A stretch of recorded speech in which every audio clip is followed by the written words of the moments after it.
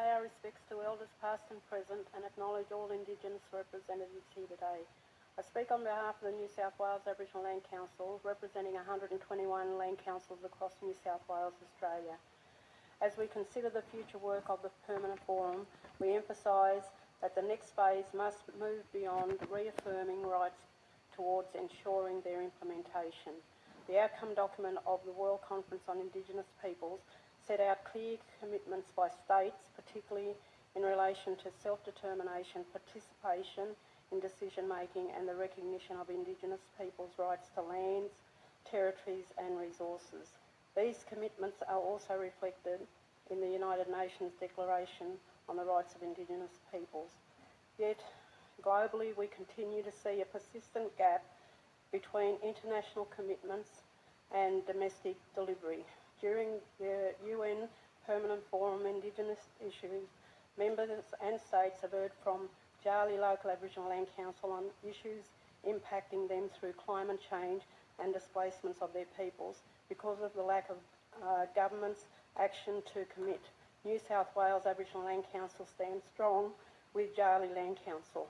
We've also heard from the Northern Territory Land Council, a community of Pulumpa.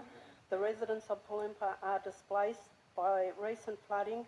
The governments of Australia, including the Northern Territory government, is forcing repatriation under emergency powers to return without adequate access to water and damaged infrastructure, including safe housing. Again, Australia is saying one thing on the international stage and treating us with contempt and racially discriminating against us domestically. This reflects a broader global pattern, rights that are acknowledged internationally but undermined through delay, administrative barriers or incremental legislative changes on a domestic level.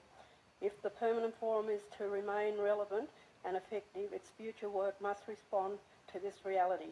We propose 3 focus areas: strengthening the Forum's work on implementation and accountability. This includes requesting that the ECOSOC monitor how states are delivering the commitments. Reinforcing land rights as a foundation issue across economic development, climate action, culture, health and well-being.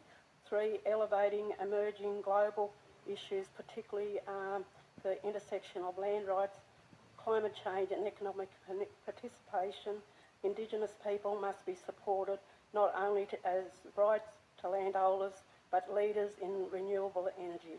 Always was, always will be Aboriginal land.